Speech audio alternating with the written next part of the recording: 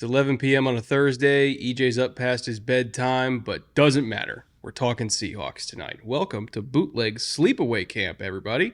First nighttime episode of the series. Took us a long time to get to it, but we're finally here. How you feeling, EJ? I'm sleepy, but energized because we get to talk about Mike Mack in Seattle. Yeah, this is one of the episodes we've been waiting to do for a long time because there's a lot of turnover in Seattle, a lot of institutions that have been changed, but the future looks bright. New scheme, new team, new personnel, fun draft. Lots to go over today. So if you're a Seahawks fan, you're going to enjoy this one. It's an hour and a half of us, well, maybe not an hour and a half. I don't know if EJ's going to last that long. An hour plus of us talking very nicely about EJ's hometown team. So make sure to stick with us all the way. And with that, Jay, Autumn, Anthony, roll the intro.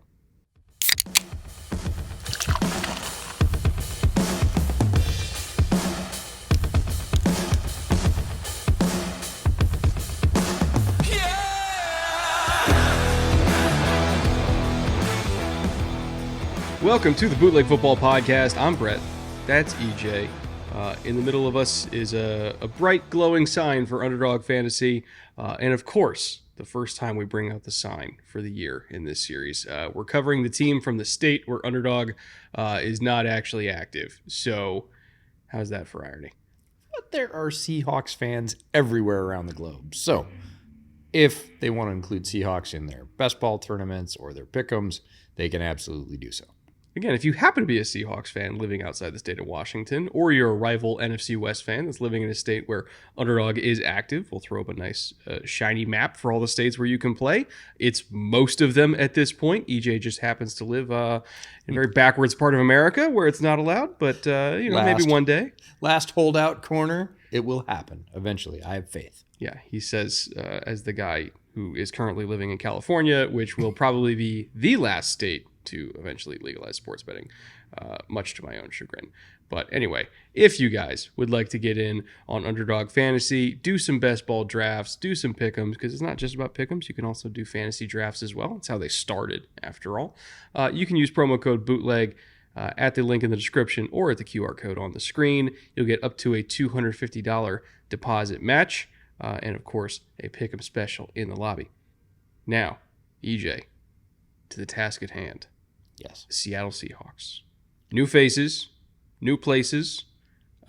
Mike Macdonald getting his first shot at head coach. Some would say kind of expected that he was going to get his shot sooner rather than later. We just didn't know where he was going to go. Ended up in Seattle. You and I immediately had a visceral reaction of, oh my God, what's he going to do with Devin Witherspoon? We'll talk about that more throughout the day. But then he brought in Ryan Grubb. They had another fantastic draft, stacking even more talent onto the draft they had last year that we love so much. This is one of the more exciting teams in the NFC. I don't know if they're the best team in the NFC, might not even be the best team in their own division.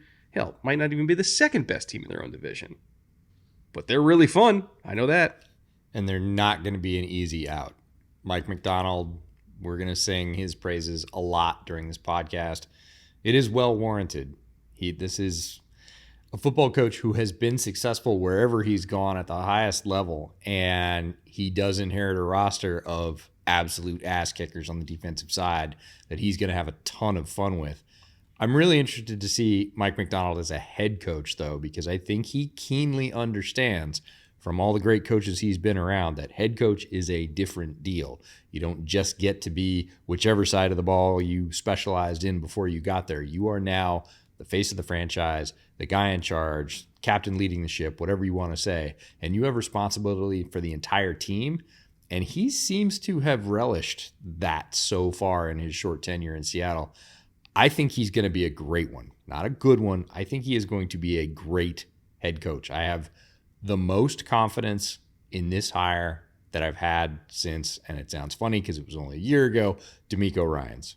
When D'Amico Ryans was, same thing, a badass defensive coordinator with the Niners, and everybody around him said, man, when he gets his shot, forget it. He's going to be great. And I feel the same way about Mike Macdonald. I feel like might take just a second to get going, not long, but he's going to be successful, and I feel like successful for a long time.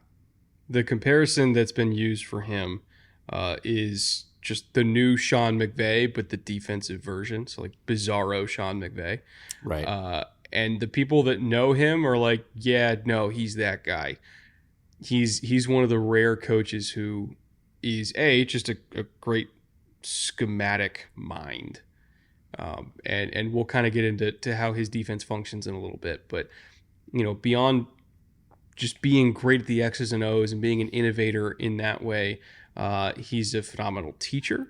He's an innovator when it comes to how things are taught, how players are taught, how they are able to understand his defense quickly and execute it at unreal speed compared to some other teams that might take a little bit longer to get going. Like he gets his guys installed and ready to play quicker than most other coaches in the NFL because of how he teaches things.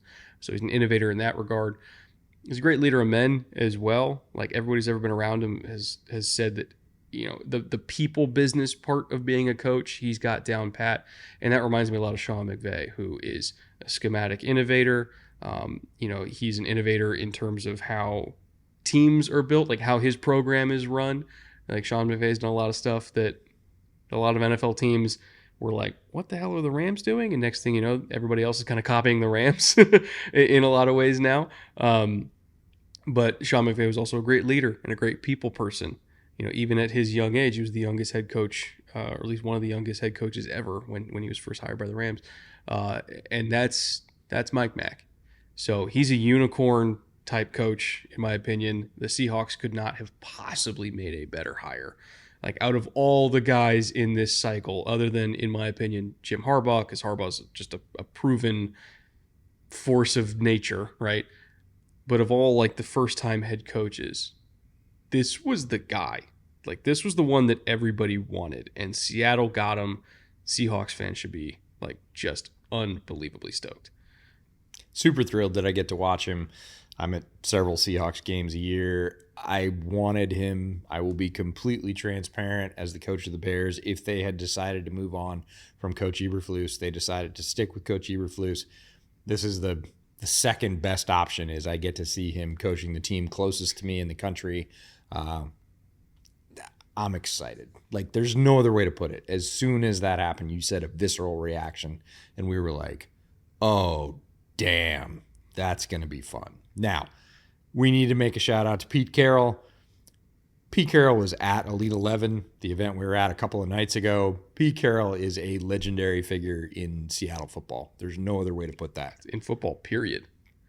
Absolutely. This is not discounting Pete or saying that what he did is not historic and legendary and amazing. He transformed football in Seattle in ways that it really needed, and obviously had tremendous results over a long period of time. And lots of the things we're saying about Mike Mack being a great leader of men, being an innovator, understanding how to build a team in a very different way, Pete did those things as well. He'd run his course in Seattle. We are excited for Mike Mack. It is not a shot at Pete Carroll or the Pete Carroll era. Both are great coaches. They are different. It is a nice time for Mike to take over. This is in no way backhanded praise for Pete Carroll. I also want to mention just something about Pete. When we were at Elite 11 a couple days ago, and he was, talking to the kids and coaching them up and everything like that, because he's Pete Carroll. Like, there's a practice going on anywhere in the country, he's going to find his way to it. He just loves the game that much. Again, this man is in his 70s. All right, he's been coaching all day. He's been out there for hours. And he was the last guy to leave the field. Like, EJ and I were... When we stepped off the field, I think there was 4 people left, because I was like packing up my camera and everything. Like, I brought the cinema camera. This is getting shot on right now. Throughout this whole time, post practice, post showcase, Pete's taking pictures with people, whether it's the players, the parents, just people that are around. And he was so gracious with everybody, and he just keeps going and going and going and going. And EJ and I stepped off the field. We look back, there's 4 people on it. And it's Pete Carroll and 3 people that are just, chatting him up, right? And still taking pictures. I'm like, man, literally first in, last out, Pete Carroll. And how did he leave the field? Smiling. And jogging. Oh, yeah, no, of course. He's going to jog everywhere. He's Pete Pete. just jogs everywhere. It's 10 o'clock at night on a Tuesday on some high school field over by the coast in California, and he literally stays for probably the 50th picture, handshake, listens to people's platitudes, very gracious, no hurry, no rush, jogs off the field right in front of us and just kind of says out loud, sort of to us, sort of to himself, sort of to the universe, like, last one off the field. Some people just love it more than others. As he jogs by us at 10 p.m. at night. The most Pete Carroll thing ever. Man. Right? It's the perfect Pete Carroll picture. There's nobody around. There's no news crews. He's not doing it for anybody. Just like the quintessential Pete Carroll loves football moment. It was really, really cool. Yeah, he's going to be a legend in Seattle forever. I'd bet he's going to go to the Hall of Fame too. Like, and he's one of the few coaches ever to win a Natty and a Super Bowl. Like, he is. Yep. Like, if you're looking at Pete's resume overall, he's got one of the most impressive coaching resumes in the history of the sport at any level, right? So that's the kind of shoes that Mike Mack is going to fill here. But out of all the candidates, like I said, that I think could do it, could fill those kind of shoes, he's the one. So Seahawks are very lucky to have him. We are going to start this episode with a little talk about 2023, kind of recapping Pete's final year there that led to all this change. And keep in mind, this is not an indictment on anything that happened last year because, boy, they dealt with some injuries and some really key ones at that. But things didn't go as well as maybe we thought they were this time last year. Certainly below expectations for most people in the organization. That's why the change took place. So in 2023, the Seahawks 9-8, third in the division, 5-3 at home, 4-5 on the road, 3-2 down the stretch in the last 5. Got some numbers to try and give some context as to how that happened, why that happened, what it really looked like as we break it down. The first one is called QBS, or quarterback support. It's a new statistic that I came up with along with Arjun Menon, who now works for the Jets. And QBS is 5 statistics, 3 offensive, 1 defensive, and 1 special teams. If you have questions about how it's put together, check the link in the description. We've got a whole live stream and a video describing the whole process we used to put it together over 3 or 4 months during the last season. It is a 0 to 100 scale. The team that provides the least amount of support for its quarterback is a 0. The team that provided the best amount of support is a 100. The Hawks were at 25.8 on that 0 to 100 scale. That put them 24th out of 32 teams. Think of that as the number of how well they set the table. The other number is how well they actually did with that setting. That's power score. That's the one we introduced to you last year during this series. 6 statistics: rushing offense, passing offense, rush defense, pass defense, points scored, and points allowed. We simply assign their NFL rank. Where did they finish compared to their peers? 10th, 15th, 20th, whatever. We take all those numbers, add them up, divide by 6 so that we get an average. Obviously, lower is better. Everybody would like to be number 1 in all those things.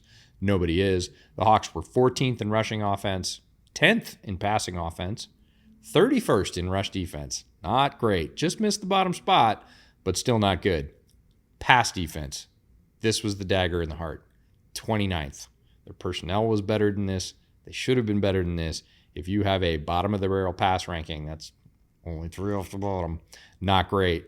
You're not going to compete in the NFL, and you're going to lose more games than you win. Points scored, 17th. Mid-pack, no problem. Points allowed, 25th. So that gave them a power score of 21. That was 26th overall. So 24th, set the table at the 24th best level, performed at the 26th best level.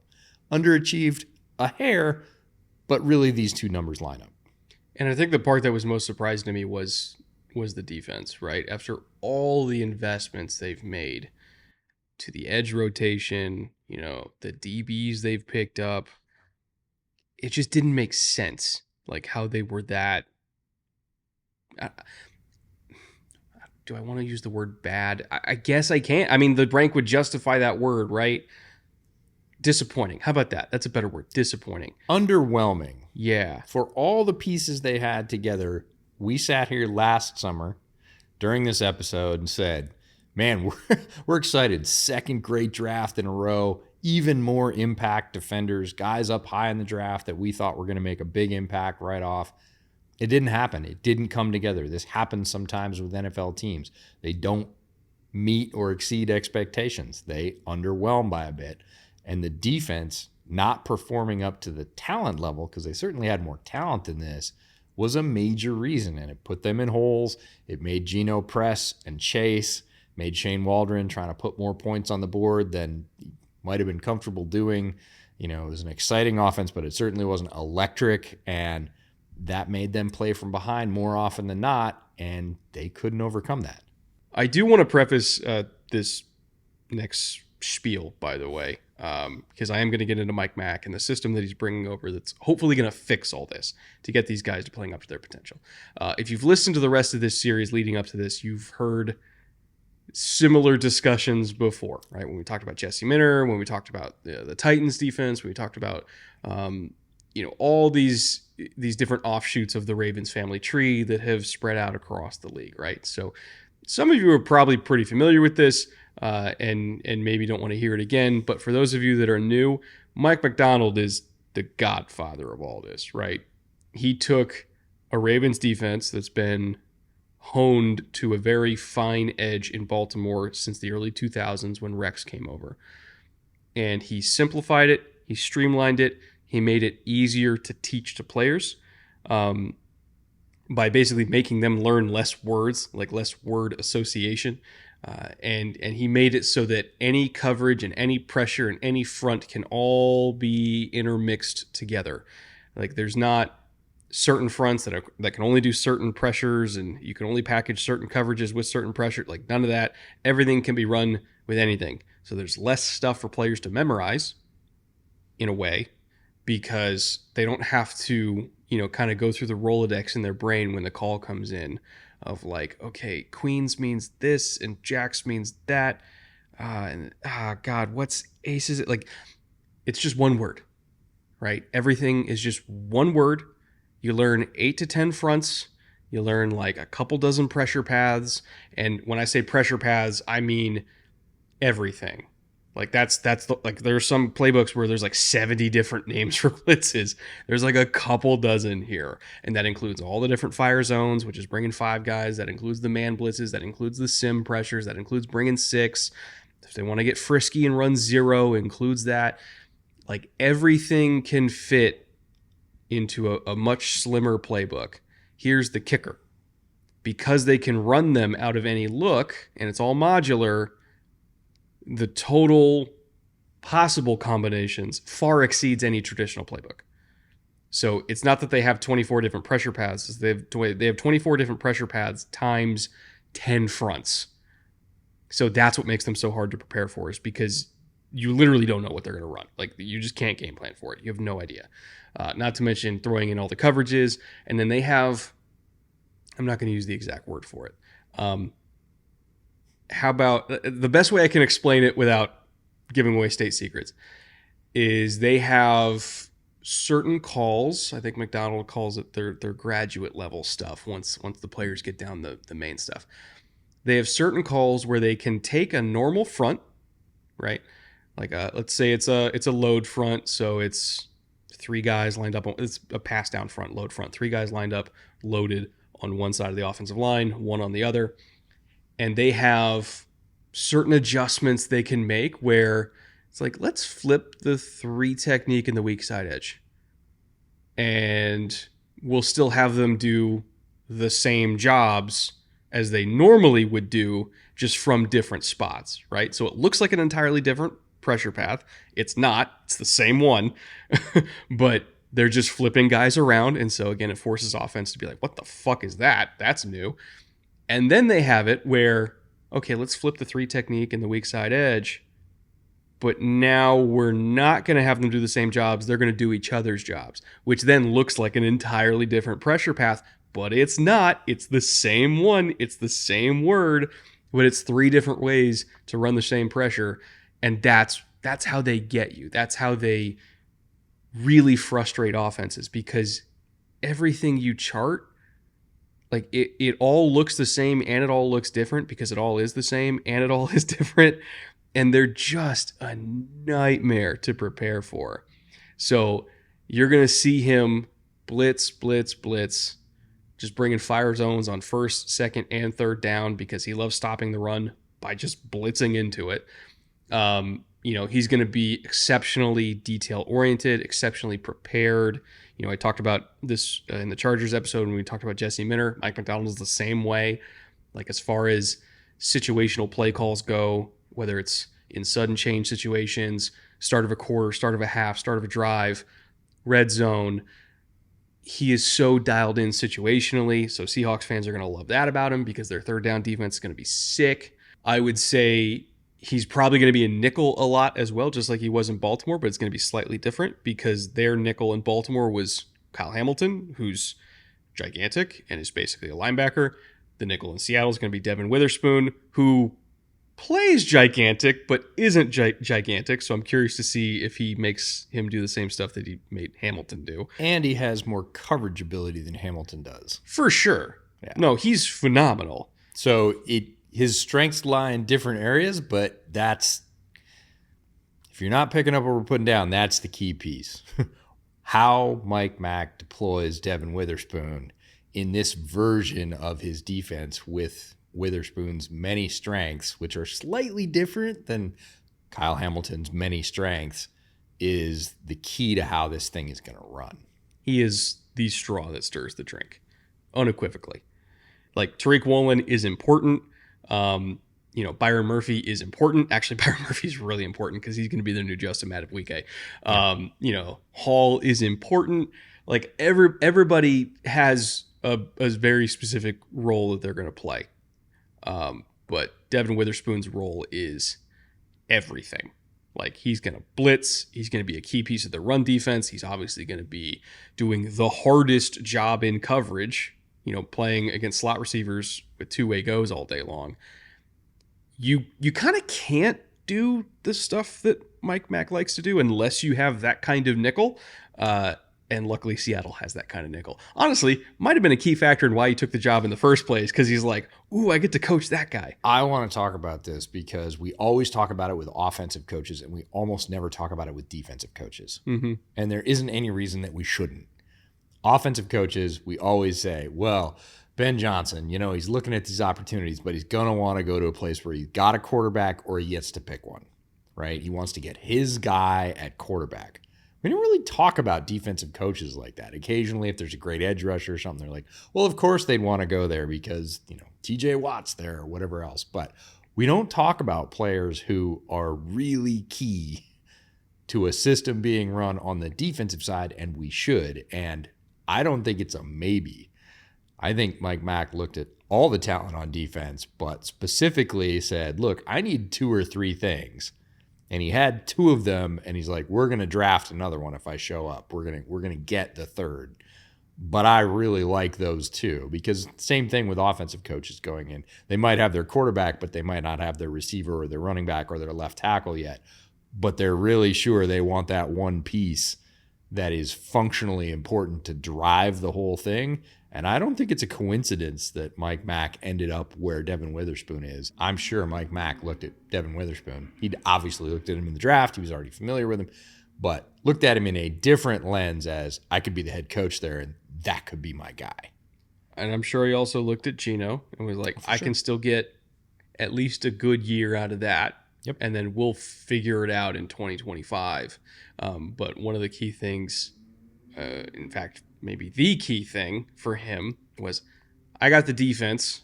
I'm going to take care of that, but I need to bring in somebody who can at least give me a good year of Geno so I can get settled here. Like, just take care of the offense. Right. Like, I don't want to even think about that side of the ball. Like, I need to fix this defense. They were not playing up to snuff last year. Let me bring in a pro who's going to get Geno off on the right foot. And he got Ryan Grubb. I want to talk a little bit about what he did at Washington. And part of this discussion is about, I don't know how this translates to the NFL because the college game is so different. And I don't mean a talent level.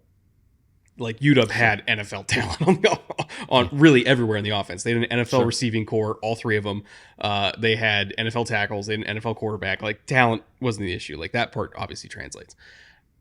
It's more so about from a philosophical perspective, I'm not sure how it's going to translate. Not saying it won't. And that's primarily because of how wide the hashes are in college. Like they were able to kind of do some really wacky stuff. In particular, they were known for being a really FIB heavy team. FIB, for those who don't know, means formation into boundary. So putting the majority of their receivers, let's say you're lined up on the left hash, and there's, the short side of the field is to the left, and the wide side of the field, or coaches call it the field side, is to the right. They would put one receiver to the field, and then 3 into the boundary, formation into boundary. So it's condensed space. It's very condensed space, more condensed than the NFL because the hashes are wider. You're already closer to the sideline. They jam a bunch of guys into the boundary. They have one guy to the field who just has like a whole area code of space to play with. And they would run that 20% of the time. Like they used FIB 20%, damn near 21% of the time. The average in the NFL is 9. The most in the NFL last year was Dolphins at 14. They did it a lot. And it's not just to create a lot of space for that receiver that's out there, which it does. I mean, it helps, right? Okay, if they're just going to leave it one-on-one, like we're going to throw it. And so that's how Rome got a lot of production. That's how Polk got a lot of production, was like, let's just manufacture one-on-ones that way. But it's also about, and I got this from a clinic that Sam Parker did, who worked at Ferris State, who kind of majors in FIB, like they're known for doing it. And their methodology behind it, which is similar, I believe, to why Grubb does it, is there's only so many checks a defense has for FIB, because most of the time they only see it a couple times a game, like maybe a couple times a game. And so if you only have a couple checks for it, you're going to run out of those pretty quick. And then you just start running the same stuff. And if you start running the same stuff against Ryan Grubb and all that talent that he had to work with at UW, and now all the talent he has to work with at the Seahawks, and they know what your checks are because you went through that Rolodex in like the first series, you're done. Like you're completely fucked because they have a bunch of plays they can call from that. And they're just going to look at what your checks are, and they're going to take advantage. They're going to call whatever they need to call after they probe you out in the beginning. And that was a big reason why they were so successful out of it, is because they just called it more than teams were used to. And nobody ever really punished them for it. Now, again, it probably helps to have first-round quarterback and great receivers and great tackles. Like, you can kind of get away with it. So, again, I'm not entirely sure how it's going to translate, but that's just what he was known for doing. It's a lot of shotgun. It's like 85% gun, a lot of bunches, tons of motion, like more motion than even like most NFL teams use. It's a wildly different offense than what you're going to see in the league. Doesn't mean it won't work, but I'm fascinated to see if it does. See how much of it translates. First thing is, it's a lot like trigger point therapy, right? Mm-hmm. We're going to press that nerve until it just overloads and then stops. That's what they were doing to the defense. And the other thing it does, you talked about the isolation. And sure, if you're going to go one-on-one and we're just going to out-talent you, yes, we're going to throw that route. On the other side, it creates compression and confusion and a lot of overlap, where you can create natural rubs because you get, again, 3 receivers stacked on a short side of the field in compressed space. You can, again, vary those routes. They all look the same, and you can run it 4 times and have the kind of like Mike Mac's defense in a strange way. You can just run the responsibilities differently. Okay, you're running the post, you're running the flag, you're running the end. Okay, now switch. Yeah. Everybody rotate one route to the right, but stay where you were in alignment. And, you run it the full way through. It's like the red light fire drill. Everybody switching spots. Yeah. And the defense after one quarter was like, crap. Yes, they had a talent advantage, but it'll be really interesting to see which of those innovations he brings to the league, which of those work, because, again, pro defenses have a lot of different emphases. Emphasize. That sounds correct. It's probably not, but it sounds correct. It sounds highfalutin. We'll use it. They just run things in a very different way than college does in terms of the things they do more, and of course their talent level. So he's going to have his trial and error period, that's for sure. It's not all going to work, but you're going to see some fun, wild, explosive stuff on the offensive side of the ball just as much as you're going to see it on quote-unquote Mike Mack's defensive side of the ball. Well, that probably is a good transition to talking about this coaching staff and the front office in general, right? We've gone over Mike Mack. We've gone over Grubb. But there's a lot more here. Not just the institution of John Schneider, but all the assistants they brought in. Like, this is a very, very interesting group. Some people wonder why we spend as much time on this section in the preview episodes as we do. Folks, I'm going to tell you this is the reason. This right here is the reason. It's always fascinating when a head coach gets hired from a certain side of the ball and they basically have to replace themselves. Mm-hmm. So Mike Mack, incredibly successful, innovative defensive coordinator. He gets first head coaching job, which is, there's a lot about first impressions in the NFL for head coaches. You need to make a mark. It is one of the most important hires, is replacing yourself. And he did it with one of the most interesting guys in the NFL, who we spent a ton of time profiling last year with his previous team because he has such an interesting path. And that's the guy Mike Mack picked as his defensive coordinator. So we'll start at the top. John Schneider, the GM, has done a tremendous job stocking this roster, several good drafts in a row after a period of down years, after originally building the Legion of Boom and everything else. There were some, what the heck are you doing, John, years, and last 3 years it feels like solidly back on track, top of the league type status in terms of acquiring talent. We talked a lot about head coach Mike Macdonald. We just talked about Ryan Grubb. The defensive coordinator that Mike Mack handpicked in his first head coaching role is Aiden Durd. And we spent a bunch of time talking about Aiden Durd in this section last year because he was working for the Cowboys. So he spent the last 3 years as the Cowboys defensive line coach. And this is what we said about him last year. So he played linebacker himself for 6 years in NFL Europe. It's a cool start. Mm-hmm. He's British, by the way. He is? Yep, Really? Yep. Became head of football development for NFL UK, including the International Pathway program that brought you players like Jordan Mailata. Interesting. But wait, it gets better. Became a Bill Walsh Diversity Coaching Fellowship participant with the Falcons. So he went from the league building side, he went from player to the ops side. Now he's on the coaching side as a coaching fellow. Which is not the usual path. Exactly. Usually goes coach, then personnel. Durd has done almost nothing usual, and it makes him literally one of the most interesting guys in the NFL. And we gave you this all last year in the Cowboys episode. I literally cut and paste this from last year's agenda. This is the whole reason we do this coaching section, is to try and identify interesting guys that are next. And now we've got him as Mike Mack's DC in Seattle.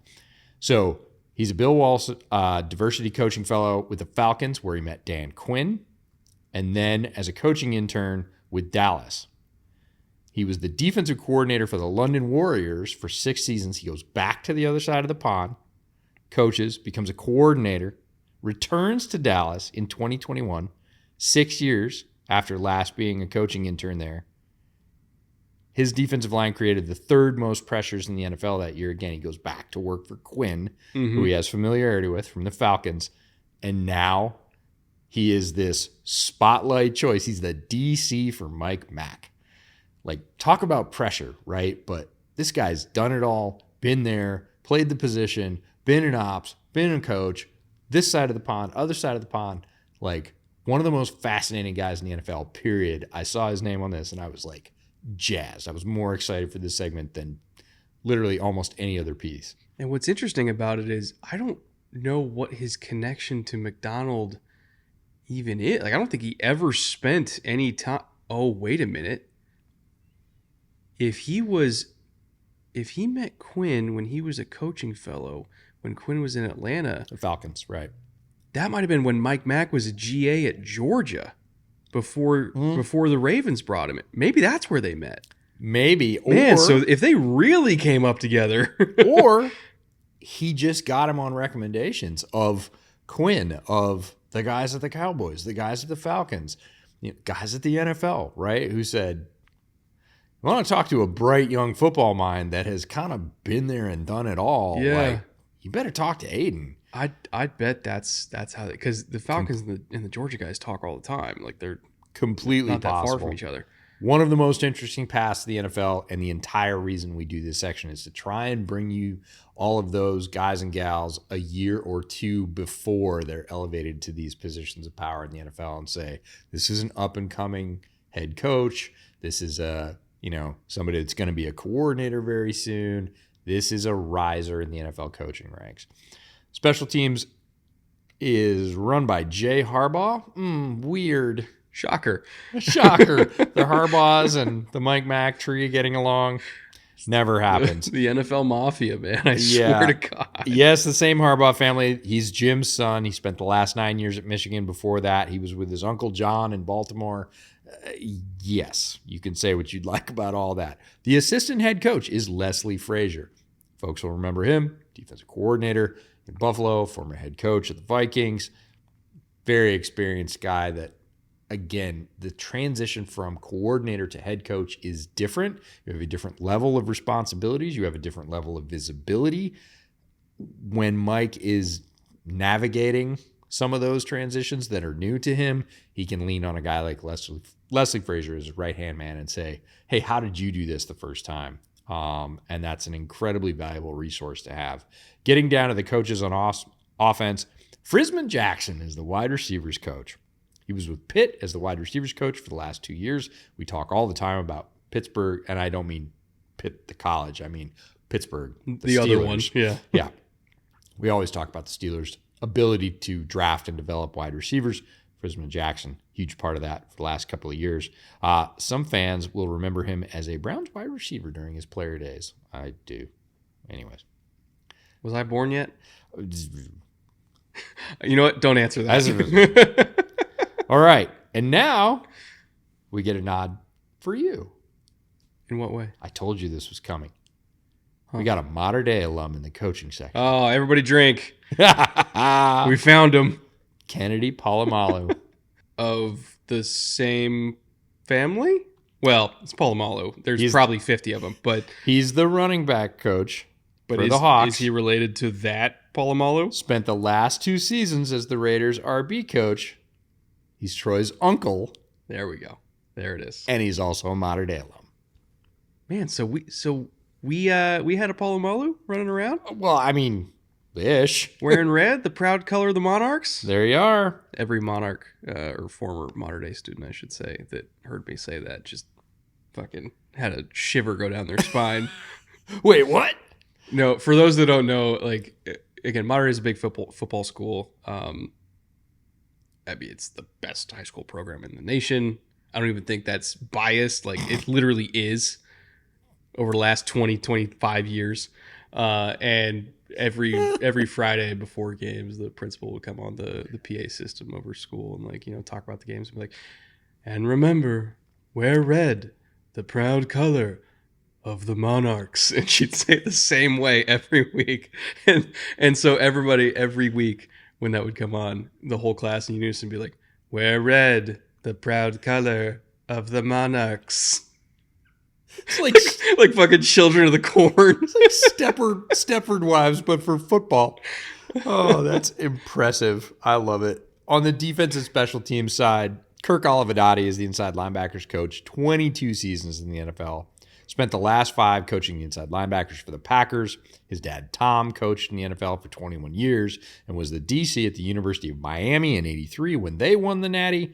Kirk started coaching at, I love this, the Maine Maritime Academy of all places. So the whole like, oh, I need my first job to be at a really high-profile institution. No, you don't. If you're a good coach, you'll figure it out. Maine Maritime Academy? I've spent a bunch of time in Maine. Bet you anything he has the best lobster recipe you've ever had in your life. Well, he's really good at coaching linebackers. We'll start there. And then Justin Hines is the defensive line coach, was an assistant defensive line coach for the Bears for the last 2 seasons. Before that, he was the DC at Western Carolina, and he inherits a really interesting group when we'll get to talking about them during the roster.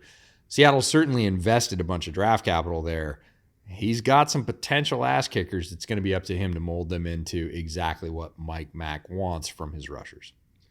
Well, given all that information, talking about the defense, talking about the offense, but more specifically the offense, probably a good time to go into the underdog top 3, which is, again, where we try to identify fantasy values, the best fantasy values for all 32 teams. We use ADPs from good old Underdog Fantasy, the sign behind us. We went over how Grubb has called the offense or called his offense at Washington. How much of that he's going to bring over, we don't know.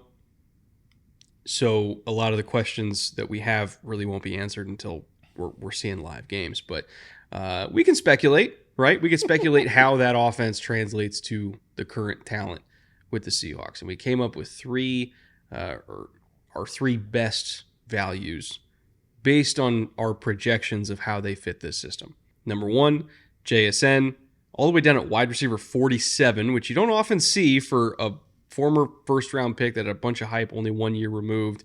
You don't normally see them go all the way at wide receiver 47 after just 1 year, but that's where he's at, which that in itself makes it a value because he's really, really talented.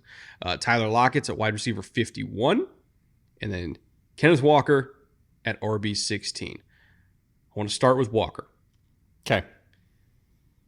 So when you look at Grubb's run-pass tendencies, which when you're drafting a running back, you're drafting the offensive line, and they took a kid, Haynes, in the third we're going to get to and talk about the draft, but that kid, my God. He can move people. His tape is like offensive line smelling salts to me. Love watching Haynes. So when you take a running back, you're drafting the offensive line and you're drafting the play caller. So you need to look at who's blocking for him and how many carries is he actually going to get. Like, what's the run pass rates, right? So I went back, looked at the run pass rates for Grubb at Washington. They were 35% run or lower in every area of the field, meaning they passed at least 65% of the time in every area of the field except the red zone. When they got to the high red zone, their run rate went up to 42%. When they got to the low red zone, it went up to 63%. Dylan Johnson, baby. Dylan Johnson time, right? So when trying to project K-Walk, between the 20s, boy, that's risky. It's one of the other guys on this list between the 20s. Probably. Yeah.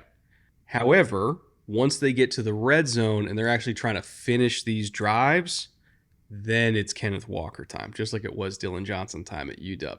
So yardage, probably not as much as you would hope for. Catches, probably not as much as you'd hope for. Touchdowns, now we're talking. Like, I really do think if this offense works like it might work, Kenneth Walker could probably be in the top 5 in terms of rushing touchdowns in the entire league this year because he's going to be the guy they go to finish every single drive. And I think they're going to get to the red zone a lot, and he's going to be the guy. Kind of similar to when we were talking about Zeke with the Cowboys, how they had the 6th most red zone rushing attempts in the league, but the 17th most red zone rushing touchdowns because they just couldn't hammer it home. So they brought Zeke back just to get 4 yards and finish. That's Kenneth Walker. So you're not drafting him for like volume or yardage. You're drafting him to be the ultimate vulture, like the new David Montgomery. I think he could do it. And he's more explosive when he gets touches in the open field than Dylan Johnson was. And I love me some Dylan Johnson. I think he is a fantastic running back. A bunch of UW fans were already typing. I love Dylan Johnson. I think he is amazing. Kenneth Walker is more explosive. There is no question about that. He is also more elusive. So he's going to do more even with the less touches between the 20s. And then, yes, they're going to pile on some touchdowns. And he is capable of paying those off as well. When looking at the receivers, the other 2 that we got in the underdog top 3, JSN and Tyler Lockett, I wanted to talk about them both individually because they're going to play very different roles here. Mm-hmm. You know, when we talked about all the FIB stuff, JSN's not going to be the one that's isolated on the outside. And I don't think it's going to be DK either because somebody's going to have to be the point man in the bunch. And I think it's probably going to be DK because the point man is the one who's going to get the press coverage and DK is the one who could beat up press coverage. So, if anything, I think Tyler's the one that's going to be the isolated receiver on the other side with just an ocean of space to work with. He is up there in age, but he can still run. He's also one of the best deep ball trackers that I've ever seen, ever. So I think he is going to get shot play opportunities. You don't need him to get the same kind of volume that he used to in his prime. He's not going to. But specifically in best ball, there's going to be some games where Tyler's got like 4 catches for $110 and a touchdown, and he's gonna come through for you in a big way. Might be a little bit not streaky, volatile, but there are going to be big games, and I think those big games in itself is worthy of him getting taken before wide receiver 51. Like, that seems a little bit low for me. JSN, on the flip side, he's going to be the one in the bunch. Remember, they use a lot of bunches, a lot of FIB. He's going to be the guy who, out of all 3 of those guys, he's going to be the third release, where they're going to find new and interesting ways to get him matched up on some poor Mike linebacker that's going to have to try to chase him down in space. And he's going to be the yak guy. Not just in the screen game, not just, taking a little hitch and trying to turn upfield like how they tried to do last year. God, they really didn't use him right last year. That was kind of what bugged me about Shane. Like that. When we get to the Bears episode, we'll talk about it, but I did not. We kept waiting for that. We said, if you watched us during the season, we were like, JSN might be cool during the first half of the season, but wait for the second half. They are going to light him up. Never came. That's why I think like last year wasn't JSN's fault, and people are kind of holding it against him. Like, he's more talented than wide receiver 47. He just wasn't used right. Like, that's on Shane. It is. And I like Shane, but that's on him. I don't think Ryan Grubb's going to make that mistake. Let me clear my throat. We're going to talk about JSN a little bit. I've been waiting for this. 2 years now. The right guy is at the helm. And I disagree a little bit. I think they are going to isolate JSN. I think they're going to use the hell out of him. They are not going to forget about DK. I know a lot of Seahawks fans are like, but we forget DK in the third quarter every game. It's true. You did. I don't think that's going to happen again. Grubb has shown the ability to highlight more than one target quite regularly and many times throughout a game. I don't think anybody's forgetting about DK. So don't take the fact that DK is not on this list as a slight. Again, he's being selected at a higher ADP. We're talking about values. JSN at 47. Too fucking low. Way too low. They are already telling you there is a drumbeat coming out of Seattle already, out of Mike Mack directly, not even just Grubb. No, JSN is going to be a big part of what we do here. He is going to be a focus of what we do here. They're telling you, a former first-round wide receiver who didn't get used right last year, didn't get maximized in the slightest, we're going to change all that. So yeah, we are going to put him in the bunch, and we are going to run clear outs for him and get him free touches. We're also going to run him on ISO because he can beat people one-on-one. Let me do a rapid fire for you. Sure. Who leads them in catches? JSN. Who leads them in yards? DK. Who leads them in touchdowns? I don't know. Kenneth Walker. I don't know. No fan. Like, I don't know. Like that one I can't get. And that was more volatile. You used the word volatile at UW. Like, touchdowns are fickle, right? And some of them are going to Kenneth Walker and some of them are going to, that goes sort of week to week. And that's why you play best ball, is because, look, if they're on your roster, you're getting catches one week, you're getting touchdowns the next week. It doesn't matter. You're getting all the points, which is awesome. But in terms of like, lay your money down in Vegas as to which Seahawk will have the most touchdowns, you can't make me. Yeah, like true degen bets. Yeah, I'm just like, you're just throwing money at the wall. You realize that. It's like back in the day when like you're trying to figure out like who's going to be the Patriots running back that gets chosen for the week. No, not doing it. What was it? Was it Noah Gray? Is that who it was? Who like randomly went off for the Colts or against the Colts for like 1 week. Jeez. And then we never saw him again. Got everybody all at Twitter. Oh, man. No, it's going to be a ton of fun.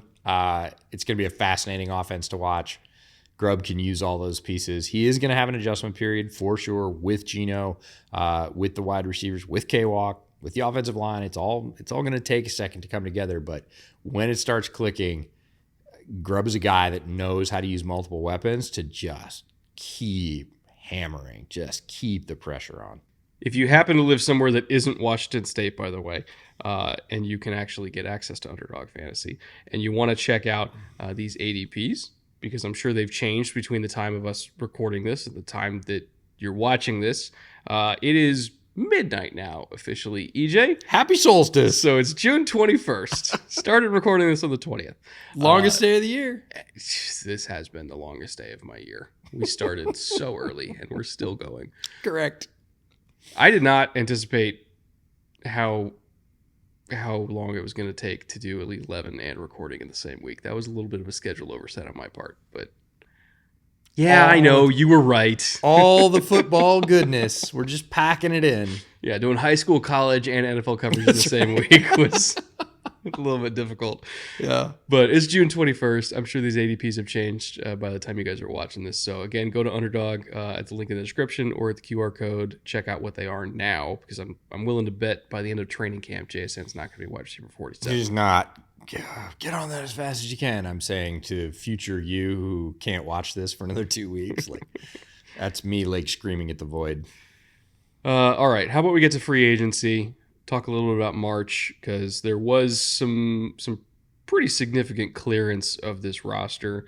I also want to give us a moment to, well, I guess it's the second time we've done this, so maybe we could shorten it up this time. Bobby Wagner, Seahawks legend, twice over, has departed again. Yes, it's true. This time for the Commanders. Still going at the age of 34. Still one of the best run defending linebackers in the NFL. Still one of the only linebackers at his size in the NFL.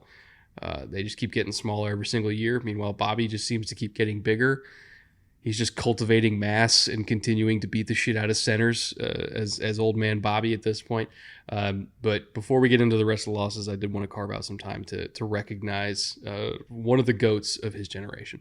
Hall of Famer. I was on a podcast, Seahawks podcast last week, and the host had put together some rapid fire questions for me at the end, and he knew I was a Bears fan.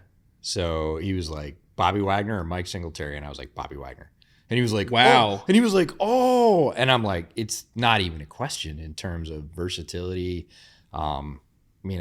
impact overall in the game. Like, no, for me, it's Bobby Wagner. Easy. Okay, how about this? Oh, don't. Bobby or Urlacher? Oh, Urlacher. Bobby or Briggs? Ooh, that's closer, but I'll go Bobby. I'm actually surprised you answered Urlacher that quickly. That would have been tough for me. Urlacher was just such a unicorn. Bobby's kind of a unicorn too. He absolutely is, but in a different way. Like, Urlacher could do things at his size that, like, we just haven't seen. Like, Urlacher was playing at like 265. Yeah, that's true. He was and gigantic. Running the pole in the middle of cover two with slot receivers, like, because he was a Lobo at New Mexico. Like, he was a Lobo backer. That was their term for like rover, right? He was this big ass safety that can also return punts. Like, he returned punts in college. Like, he's just such a, like, everybody's like, oh, the next, and I'm like, don't, like, no, it's just not going to see another one like that. The next Urlacher for you is like the next Deshaun Jackson for me. I'm like, just don't even try. Well, I mean, don't even do it. Honestly, the next Urlacher was like Julius Peppers. Because it's just a complete wild athlete that could do whatever, wherever you wanted to on the field. And you're just like, okay, whatever. Or like Micah might be like, yeah, that I think kind Micah of guy is closer than many other comparisons I've heard. So anyways. Bobby's great. That's what we're trying to say. Give the nod to Bobby because he had the interesting path, right? Came here to LA. Everybody figured, well, he's kind of washed. Nope. Played an extremely high level. Okay, fine. They didn't re-sign him. He goes back to Seattle. Okay, it's just a homecoming. It's kind of like the, sign and retire thing. Nope. Plays at a really high level. And the Commanders sign him in the offseason. Like, he's not done. And like, everybody else keeps saying, Bobby's done. Bobby's done. Bobby's done. Bobby's like, I'm not done. He's like the Mercedes Lewis of linebackers. That's right. As long as you can do one thing really, really well, which is just crush the soul of interior offensive linemen in the run game, you can play forever. I fully believe it, and I can't wait to see it. I think he's going to be really good in Washington. The other Washington. So we'll see. But in terms of losses, we have to pour one out. I don't have any left, but we need to pour one out for bootleg favorite, Colby Parkinson. So Colby's on the Rams now. He's here in town, which is awesome. I think he's going to get used really well. You could tell we're in LA, by the way, from the siren in the background as we're talking about this. The fireworks will be here soon, and then the helicopter will follow. It's just the way it goes here, folks. I don't make the rules. I'm just telling you.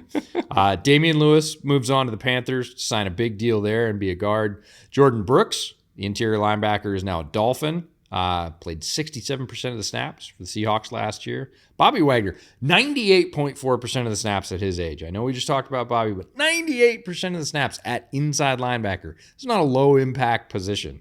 He's been doing it well over a decade. 98% of the snaps. Complete Iron Man. Unbelievable. Will Dissly, the other tight end, is now a Charger, also in town, strangely enough. So Seahawks tight ends just migrate to the south. A little bit of a pipeline here. Yep. Evan Brown, the center, goes to the Cardinals in a really good signing, I think, for the Cardinals. Jamal Adams, no longer a Seahawk. Nick Bellore. I got to say Nick Bellore's name because one of my favorite players in Seattle, period, in terms of linebacker, special teamer, wild man. Love Nick Bellore. No longer a Seahawk. And then Quandre Diggs, Q, is no longer in that defensive secondary. So a lot of change. And a lot of veterans, too. Like, this is a lot of experienced snaps walking out the door, right? So it's a little bit of a youth movement in Seattle, but maybe that's what they need more than anything, is just an infusion of youth, an infusion of explosiveness, and just an infusion of just new stuff. It kind of felt like they just needed new overall as a franchise. And I think, letting a lot of these guys walk out the door is a reflection of that. In terms of who they did actually retain, Darrell Taylor is back at a very reasonable $3 million deal for what he gives them as a rotational edge. That when that number came through, I was like, that's it? Like at the top of the market, it's 10 times that. Like, that's it? But, great signing for them to get him at that number. Leonard Williams got 21.5, which, at 65-ish% of top of market for interior defensive linemen, I was totally okay with that. It's a good deal for them. It's a coup for Seattle because they brought him over in a trade. There was no guarantee he could have left. He could have. Right? And they convinced him, I think, largely because of this change, to stay. They signed him for a good deal. There was no assuredness that this was going to happen. They managed to make it work. This is a feather in John Schneider's cap. Michael Jackson Sr., the other corner for Seattle, at a very reasonable 1.2. Like that pickup, or rather like that retention for them. Noah Fant, they had to choose between their tight ends. Colby's gone. Noah's retained, $10.5 million. And Tyler Lockett, again, at $15 million. So they did keep some of their veterans around, but they let most of the bigger names walk out the door in terms of who was up for a new deal. But the ones that they did keep were the ones that I thought were most instrumental for what they like to do from a system perspective, right? Tyler Lockett, we went over it. I think he's going to be a key piece of that receiving core, a key piece of Grubb's passing game, which they're going to pass it over and over and over and over and over again until they get to the red zone.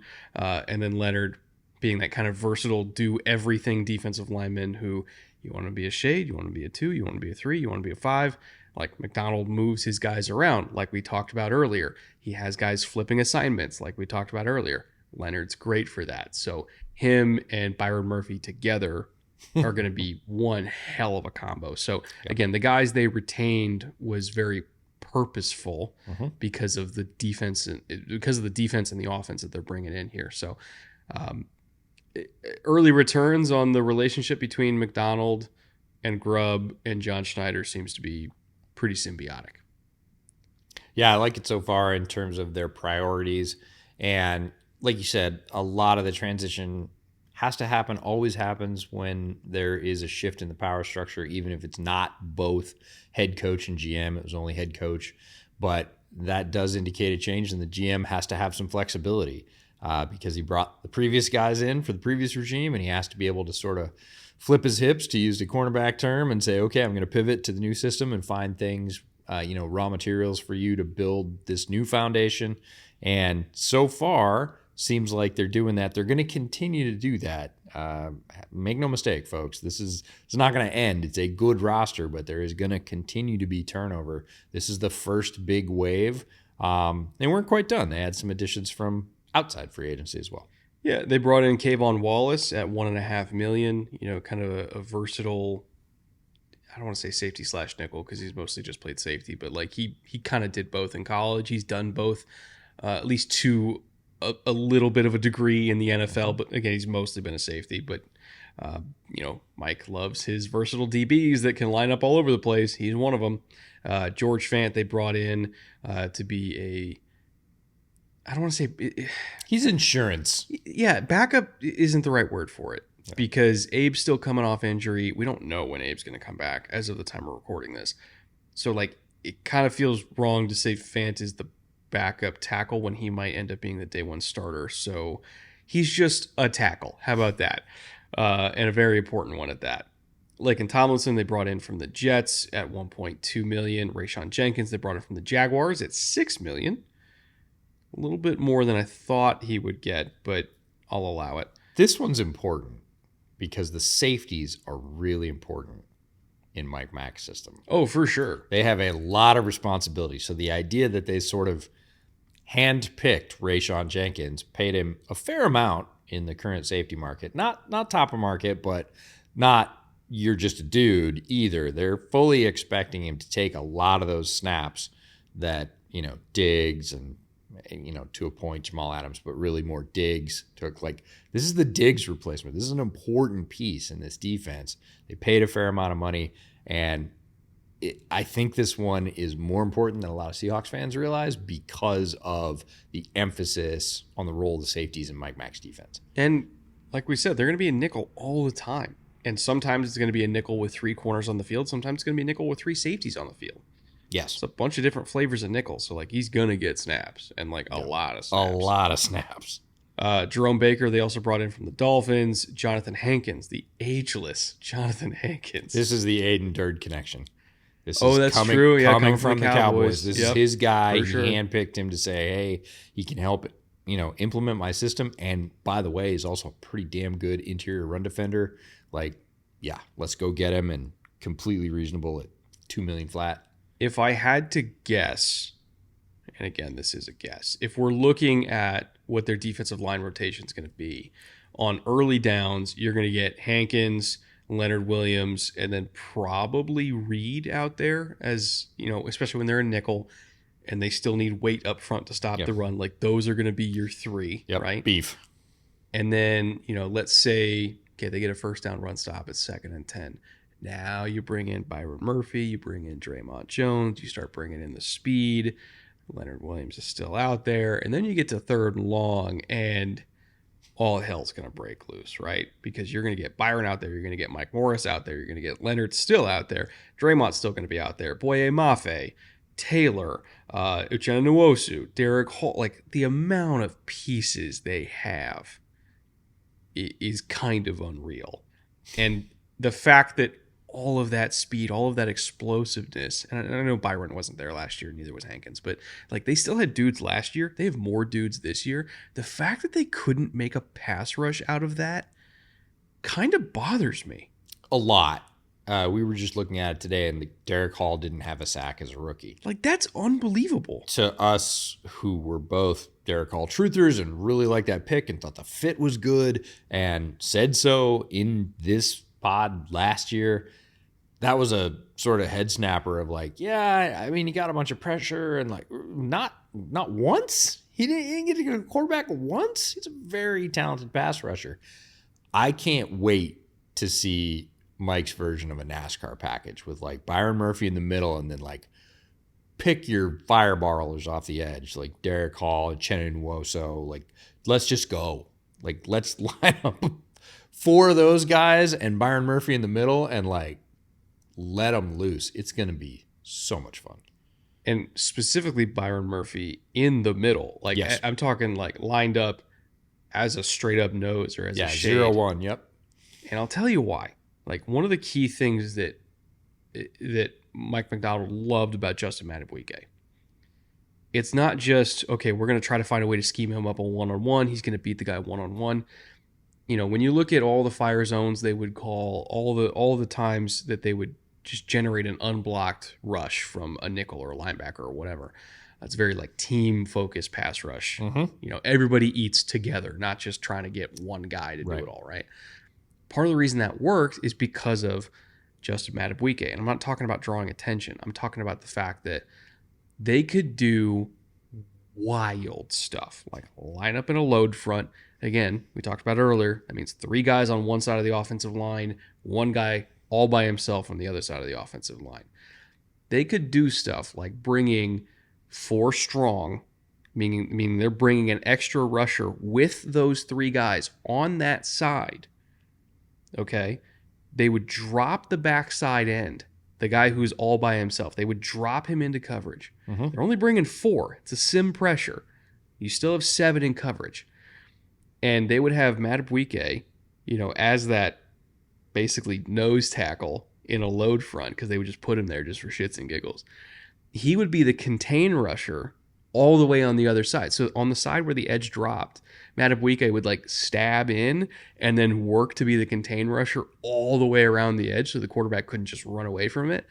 And like you would see 4 guys coming, or at least 3 coming from that side. 1 would come unblocked and the quarterback would like try to step away and he'd see Justin there, be like, oh shit, Now what? now what? And then he just fold and it's just a free sack. And so they would kind of do that stuff with Madubuike where like, yeah, he's going to get sacks on his own, but the fact that he was so athletic that they could use him as a contain rusher all the way from the opposite shade, it was a cheat code. Like they could call wild stuff that nobody else could do because they had that kind of athlete on the interior.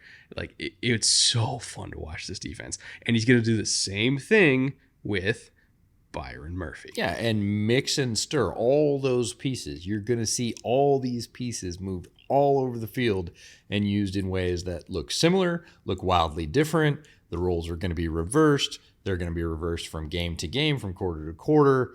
Like you're going to see so many different combinations that's what makes this defense largely impossible in a traditional sense to plan for by offenses. And like offenses will adjust. Trust me, they always do. But as for right now, in terms of traditional tape scouting, down and distance, what do they do? What are their tendencies? What have they run the most? Like you can't. Mm-hmm. Like you're going to go in there and your AI is going to spit back the little ticker tape that says, nah, I got nothing. Like it's soup. Guess I'll just die. Yeah, guess you'll just die. But overloads like that, what they leave the offensive line with is literally the left half of the offensive line standing there doing nothing. There's nobody in front of them. Yeah. They stand up to block somebody, and there's 3 guys over here, so there's an overload on that side. There's nobody over here because the one end dropped, and the other guy's just looping for contain, and they're literally like, what do I do with my hands? Yeah. And if you can get a 3 for 1, you know, just trying to like see, oh, where's Byron? You know, where's Madubuike? Yeah. And you see him kind of flash across your face, and he just has a gravity to him, so he's gonna bring guys with him. If you get a 3 for 1, like you're gonna get an unblocked rusher on the other side. Yep. Like that's how it works. Somebody's leaving. So it's going to be fascinating. We could geek out about this all night and have been geeking out about it for several months now, but it's going to be pretty awesome. Wrapping up their third-party additions, they did trade for Sam Howell, EJ's favorite. I love this move. It's a great move. As a backup quarterback, it's awesome. Nick Harris, they brought in from the Browns. Nick Harris comes home. Oh, that's right. He did go to UW. He's a UW guy. I forgot about that. Yep. Yeah. So Nick Harris back in town. And Terrell Dotson from the Bills, the other Bills linebacker. They just have a million of them over there. So he's going to fill out that linebacker rotation. All in all, not super expensive, or say none of these contracts are super expensive for third-party spending.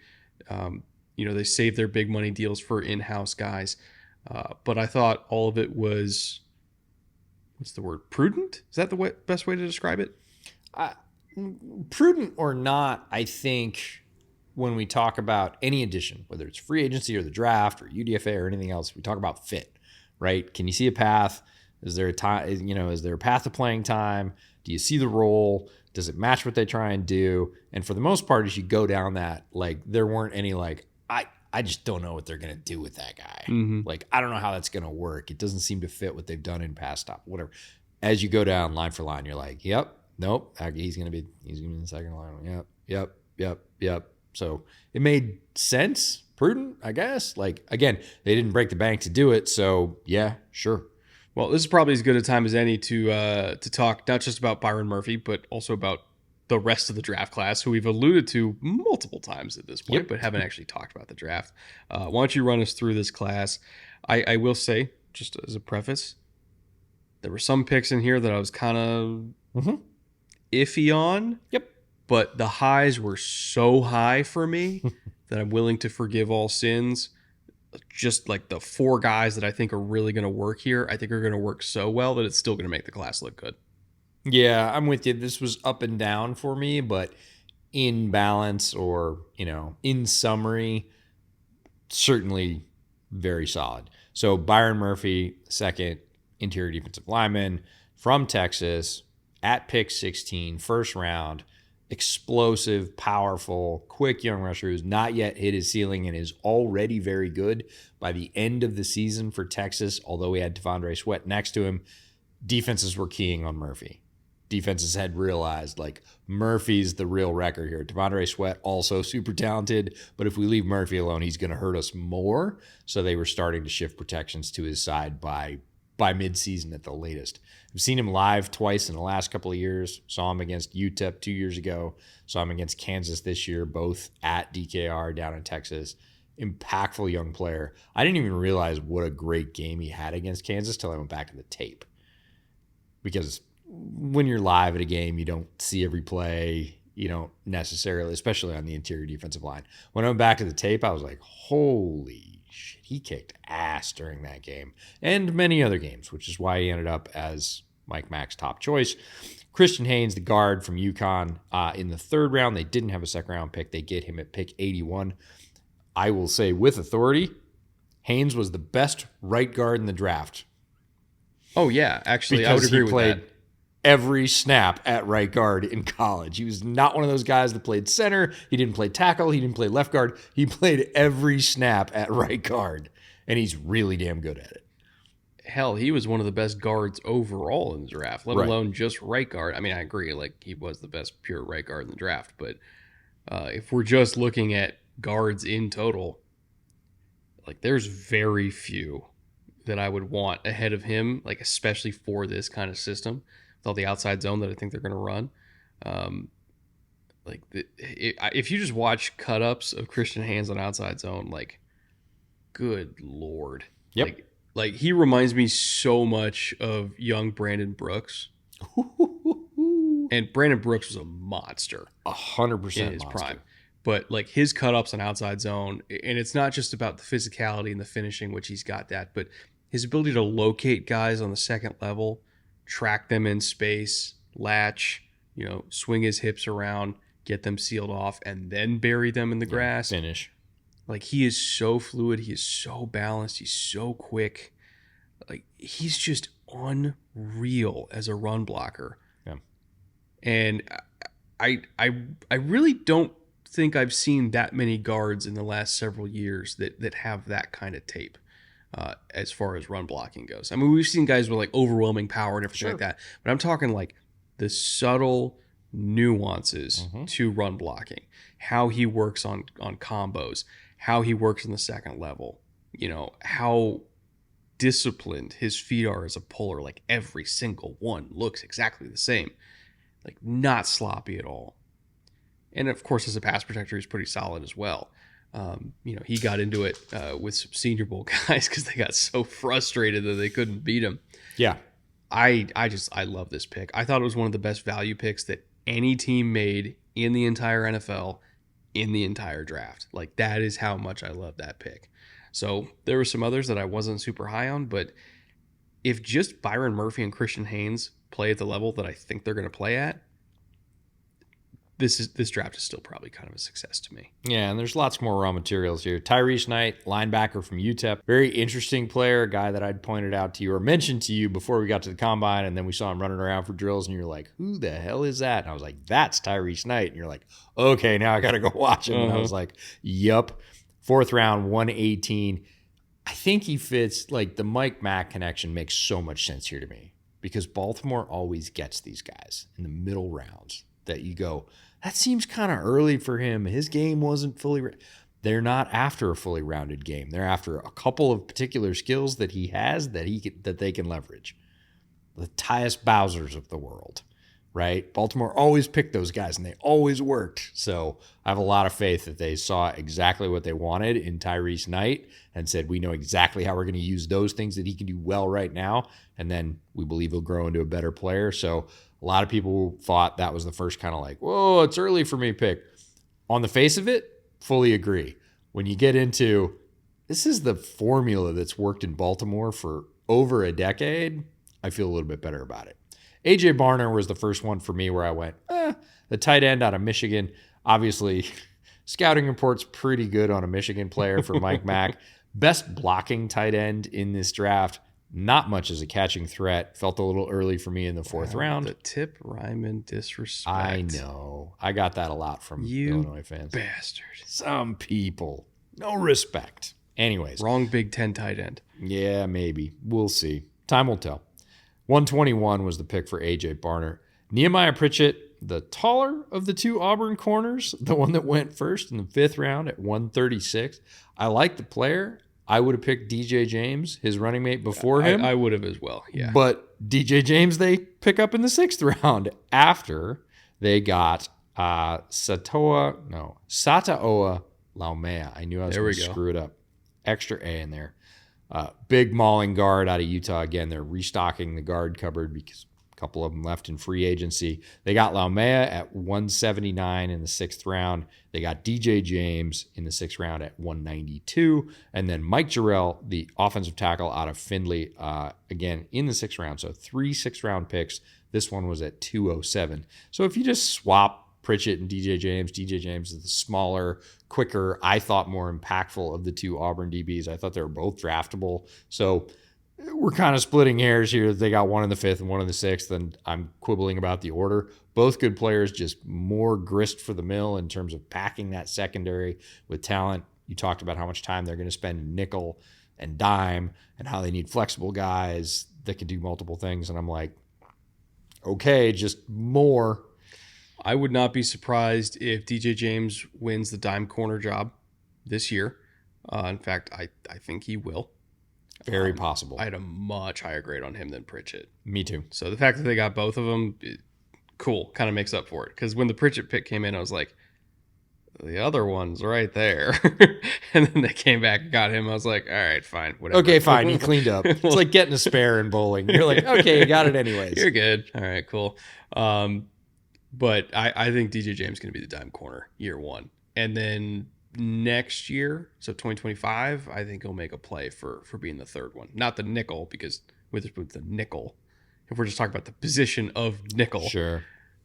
Some people kind of conflate what a nickel corner is. Like, let's just say 3rd corner, the one who comes in nickel packages. I would say DJ James 2025. I'm going to take my shot on that one. But he'll be dime this year. He's really good. I like him a lot.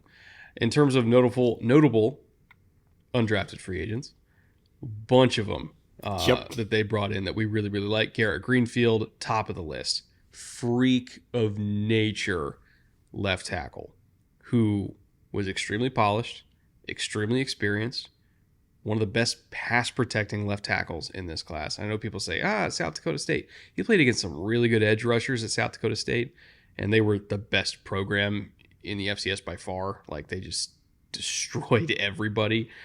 I get it. They had like 7 NFL players on that offense, but he was one of the best ones. I don't know why he went undrafted. Like, I really have no clue. I thought he could have gone in like the 4th or 5th round, and it would have made total sense to me. Yep. This is a left tackle prospect with a 38-inch vertical, okay? The kid's a freak. Not even a kid. He's a man. He's a full-grown man. The man is a freak. He's a grown-ass man. True enough. I do think he's going to make the roster. because we don't know when Abe's going to get activated. Again, as of the time of recording this. Yep. We know Fant's going to be out there. He's going to make it. I could see him being active early if Abe is not back. Yeah, if Abe's on the pup. Right? Now, once Abe comes back, he'll probably go down to the practice squad, but it also might be kind of risky to put him on the practice squad. We'll see. He could get sniped. Like, he's really, really talented. Jack Westover, the tight end out of Washington. A lot of people love Jack Westover. He's another guy who I thought could have got drafted on day 3 and somehow didn't. Hayden Hatton, the wide receiver out of Idaho. He had some fans. I had a PFA grade on him, so great to see them pick him up. George Halani, EJ highlighted this one. I did not get to Halani. Can you sell me on him? A little bit. Really interesting guy. The reason I watched Halani in the order I did, which was a little sooner than I would have just based on, research, was his PR agent reached out to me. So shout out to her and said, hey, do you want to have George on the show? And I was like, I don't know. Let me take a look. And we looked and I said, maybe not before the draft just because our schedule's kind of packed up, but depending on where he ends up, let's keep the line open. Are you going to work with him after the draft as well? And she said, yep. So just a heads up, might see George on the show at some point. Really shifty. Doesn't have great top speed, really good between the tackles. I like the way he uses his feet to set up defenders. I ended up sending you a little sort of cut up tape of him and was like, I don't know, like there's something there. So many running backs were talented in this draft that I didn't think he really separated, but definitely talented enough to make a team. This particular team with their running back room and the depth, it's going to be hard. And what they've invested, probably practice squad for me, but that's not a shot at George. It's a pretty stacked room. Easton Gibbs, linebacker out of Wyoming. Another year, another Wyoming linebacker, as is tradition. Just pump him out. LBU over there. And then Sundiata Anderson, who was one of our favorite under-the-radar edges. I really thought he was going to get drafted in the third day. 100%. And yes, he played at Grambling. Not necessarily the highest profile school, but not the lowest either. And he has good tape for not 1 year. He's not a one-year wonder, a couple of years. The last couple of years, he's been dominating competition, great physical skills. Again, was surprised he didn't get picked up, at least in the later rounds, just to assure that a team would get him. Couldn't be happier that he ended up in a program like Mike Max, though. They just have so many pass rushers. I know.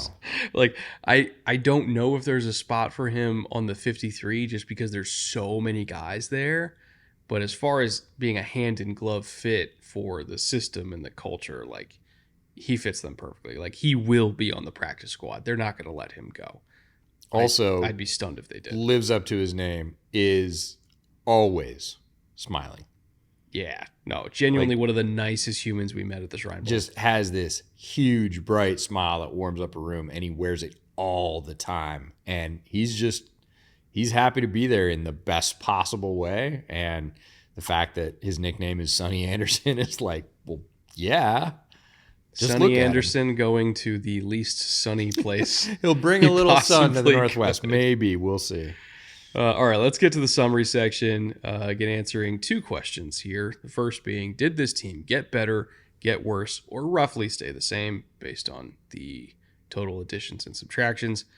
This is an easy one. Thumbs up in terms of the coaching hires, in terms of who they got in the draft, in terms of who they both retained and brought in free agency. I would say the culture shift, the schematic philosophy shift, like everything is just pointing up for this team.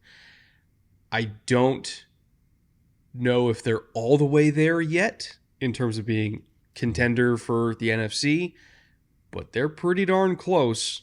And if they get led into the tournament in January, they could do some damage. Coaching change alone is reason for optimism, but it's not the only reason. I would not be surprised if both their run and pass defensive ranks jumped like 15 spots. Or at least close to it. I think that's completely legitimate to expect. The secondary is absolutely loaded. That's important to this system, so that's a hand-in-glove fit. And JSN in year 2 loading. Like, I'm going to stand on that soapbox all year long, folks. Get used to it. So in terms of ceiling and floor, for wins, I should say, where are you at? We match in this one. I think 11 is the Seahawks ceiling. And again, that's young team, first-year head coach. They're not going to win them all. And like you said, they're not quite all the way there. They're going to be a tough out every week. They're going to be impossible to prepare for. I think they're going to put teams under an immense amount of pressure on both sides of the ball. It's going to be a very exciting brand of football. And if the breaks go their way, I could see them with double-digit wins plus at 11. They start off with Denver, and then the Patriots, and then the Dolphins, Lions, Giants. Very possible that if they surprise Miami, like if Mike Macdonald, who's familiar with that offense at this point, if he comes out with a great game plan against Miami and they get that game, they steal that one early, even if you could even call steal. Sure. They have the potential to start the season 4-1 in the first 5 weeks. That's pretty big. Even if a fresh head coach starts 3-2 against that lineup, which is totally possible. Totally possible. Yeah, I could see that as, I would even call that likely. That is a very solid start, and they're just going to continue to get better every week because of the way you talked about at the top of the podcast, the way Macdonald teaches, how quickly guys get up to speed, buy into the system.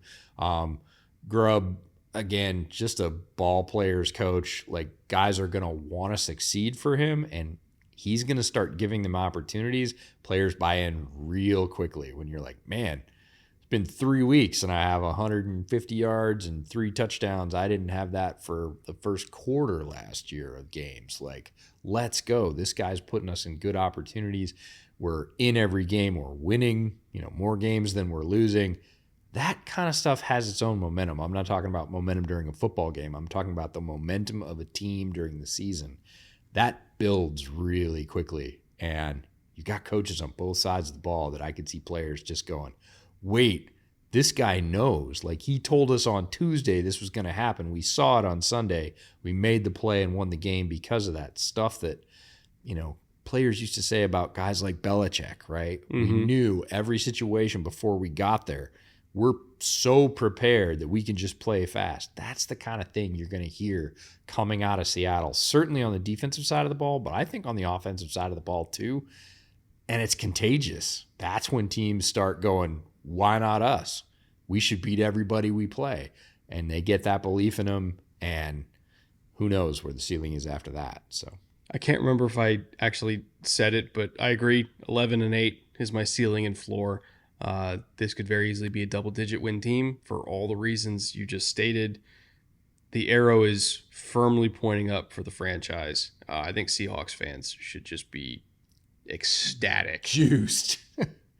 Not that they haven't had, plenty of reasons to be excited over the last, 15 years or so. Like, there's been plenty of good Seahawks football, but the future is bright.